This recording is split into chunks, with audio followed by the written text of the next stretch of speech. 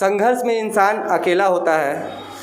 सफलता जब होती है तो लोग उसके साथ होते हैं और कामयाबी वही पाते हैं जिनका लोग मजाक बनाते हैं। जी हाँ, दुनिया की यही रीत है कि वही इंसान कामयाब होता है जिसे लोग एक समय में बिल्कुल बेकार समझते हैं और यह भी समझा जाता है कि यह किसी काम का नहीं है।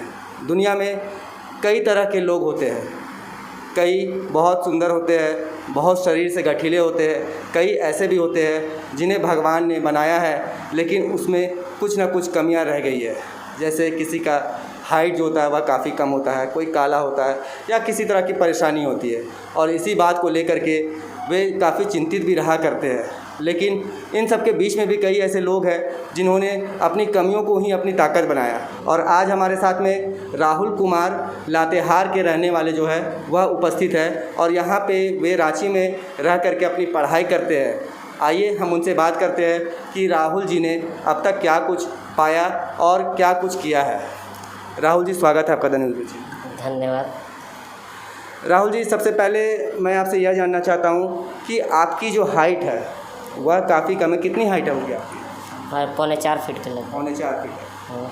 तो हाइट को लेकर के आपके ज़िंदगी में किसी तरह की परेशानी या दोस्तों के तरफ से या परिवार के तरफ से बहुत सारे ऐसे लोग हैं जो मजाक बनाते हैं, ऐसा दिन आपने देखा है? देखिए, दुनिया में तो बहुत सारे लोग हैं। कुछ लोग सीमित सोच के भी होते हैं, तो वैसे लोग तो कभी कभी मजाक बनाते हैं, वैसा माहौल क्रिएट करते हैं। लेकिन हमारे घर, हमारे टीचर, हमारे दोस्त हमेशा पॉजिटिव रखे हैं, इसमें कोई भी कमी नहीं लाने दिए हैं। हमको ऐसा कभी महसूस नहीं हुआ है कि हम इस लायक हैं कि हम कुछ नहीं कर सकते हैं। हम अपने पॉजिटिविटी के बदौलत, चाहे हमारे पापा हो, मम्मी हो, सर हो, कभी भी ऐसा एहसास नहीं देने दिए हैं। तो उसको मैं पॉजिटिव चीज़ बनाकर अपने आप को यहाँ तक खड़ा किया हूँ। तो राहुल जी ने हमें यह बताया कि इनके जो भी दोस्त हैं, इनके जो टीचर्स हैं, इनका परिवार जो है इन्हें काफ़ी सहयोग करता है और इनका कभी भी मजाक नहीं बनाते हैं।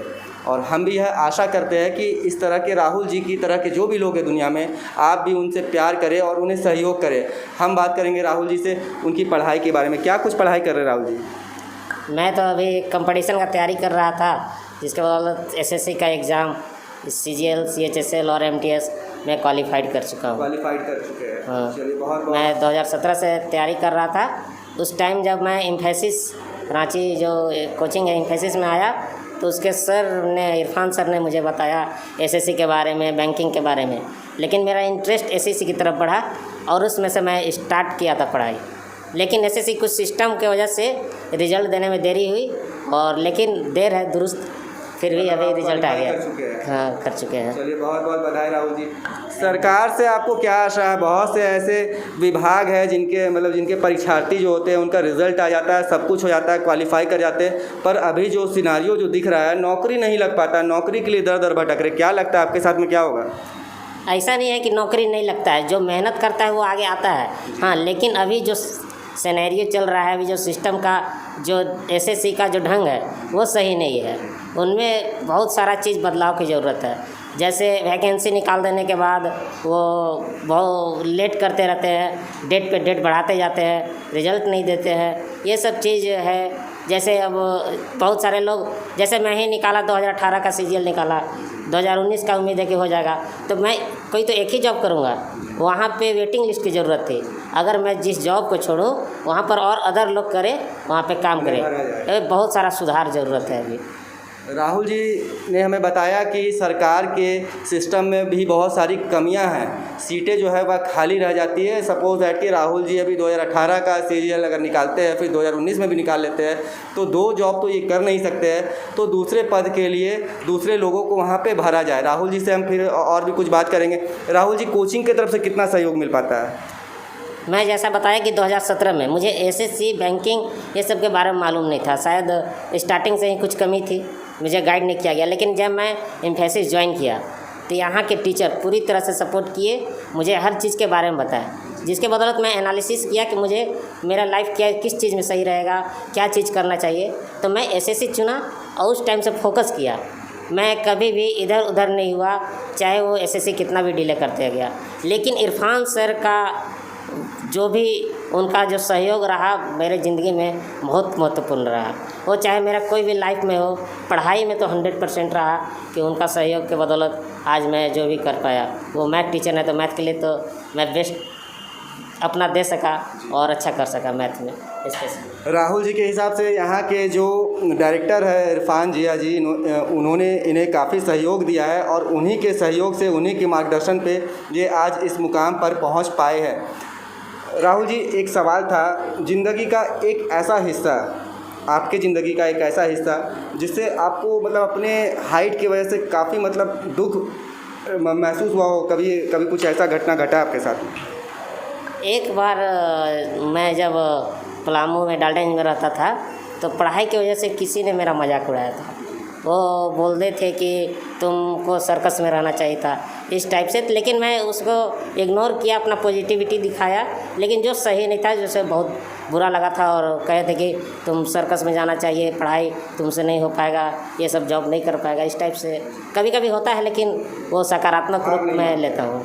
माँ पिताजी की तरफ से कितना ढाढ़स दिया जाता है आपको? सबसे बेस्ट मेरे अगर कोई सपोर्ट किए हैं अभी तक तो मेरे पिताजी रहे हैं। हमेशा वो कहे हैं कि तुम अपना काम से रखो, अपना कर्म करो, फल की चिंता नहीं करो, जो होता है सच्चाई होता है। वो हमेशा कहे हैं कि तुम अपना काम करते रहो, अपना पढ़ाई पर पूरा मेहनत करो, कभी न कभी तुम्हारा ये फल अच्छा आएगा, मिलेगा। हमारे देश के जो युवा हैं, जो नौकरी नहीं लगने की वजह से परेशान है, ख़राब रिज़ल्ट हो जाने की वजह से परेशान है, और ऐसे युवा जो आपकी तरह है, किसी कारण से कुछ भी कमी है उनके शरीर में, उनके लिए आप क्या मैसेज देना चाहेंगे? देखिए, जो बोले कोशिश करने वाले हार नहीं होती है, मेहनत करने वालों कभी वो पीछे नहीं हटते हैं। लेकिन ऐसा भी नहीं है कि सभी लोग मेहनत कर रहे हैं शायद उनका सभी लोग का लग जाए, वो इनका ज़िंदगी अगर जॉब ना लगे तो ख़त्म हो जाए, ऐसा भी नहीं है। बहुत सारा चीज़ है जिसमें हम अपना लाइफ बना सकते हैं, बिजनेस कर सकते हैं। लेकिन जिनका जॉब ड्रीम होता है कि ड्रीम जॉब होता है कि मुझे ये मिल जाए, वो मिल जाए, अपना वो 100% दे, वो कभी न कभी अपना सफलता ज़रूर पाएंगे। एक बार कभी फेलियर होते हैं तो उनको अपना उससे सबक सीखें। Failure is the best teacher. मेरे लिए भी कभी भी failure is the best teacher, लेकिन वो मेहनत करने वालों। सरकार को नौकरी नहीं लग पाने के वजह से या फिर अपनी ज़िंदगी में जो परिस्थितियाँ जो चल रही है, ख़राब परिस्थितियाँ, उसके वजह से सरकार को कोसना कितना सही? देखिए, मैं जब 2017 में स्टार्ट किया था, उसके बाद मेरे घर का स्थिति अच्छा नहीं था। पिताजी ऑटो चलाते थे, उस टाइम देते थे। मुझे लगता था कि मेरी जॉब बहुत पहले ही हो जानी चाहिए थी, लेकिन सरकार की गलती की वजह से कहिए, सिस्टम की गलती की वजह से कहिए, मुझे 4 साल तक ये वेट करना पड़ा। हाँ, बहुत सारा कष्ट भी उठाना पड़ा जो शायद सही नहीं था। तो ये सिस्टम का कुछ गलती है। सिस्टम की गलती की वजह से बहुत सारे युवा को सहना पड़ता है। शायद वो मेहनत करके भी पीछे रह जाते हैं कभी कभी। तो जैसा कि राहुल जी ने हमें यह बताया कि failure is the best teacher, और हमें अपने ज़िंदगी में विषम परिस्थितियों से डरना नहीं चाहिए। चाहे हमारे शरीर में कुछ भी कमी हो, किसी भी तरह की परेशानी हो, हमें उन परिस्थितियों से घबराना नहीं चाहिए और हमें लगातार मेहनत करते रहना चाहिए। कामयाबी एक ना एक दिन हमारे कदम ज़रूर चूमेगी। ये थे हमारे साथ में राहुल जी। रुकने बोल रहा है। झारखंड के इतिहास में राहुल जी, कल ऐसा पहली बार हुआ है कि 27 स्पोर्ट्स पर्सन को सीधी नियुक्ति दी गई, और आप लोग भी जैसे एक तरह से मतलब विकलांग के ये में आते हैं, तो आप सरकार से क्या कुछ कहना चाहेंगे, हेमंत सरकार से?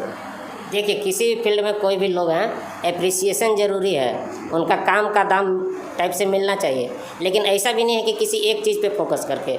हमारे जैसे लोग बहुत सारे हैं जो एबल हैं, वो जॉब ले सकते हैं, लेकिन उनको वैसा चीज़ नहीं मिल पाता।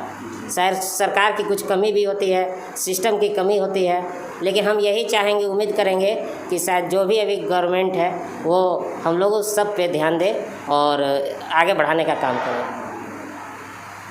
तो ये थे हमारे साथ में राहुल जी, जिन्होंने हमें ज़िंदगी की काफ़ी अच्छी शिक्षा दी। इन्होंने कहा कि failure is the best teacher, और हमें अपनी ज़िंदगी की विषम परिस्थितियों से डरना नहीं चाहिए, हार नहीं मानना चाहिए, लगातार मेहनत करते रहना चाहिए। कामयाबी एक ना एक दिन हमारे कदम ज़रूर चूमेगी, और हमें लगातार ईश्वर पर भी भरोसा रखना चाहिए और सरकार के भरोसे भी नहीं बैठा रहना चाहिए। हम अपने विषम परिस्थितियों को अपने मेहनत के बल पर उसे ठीक कर सकते हैं।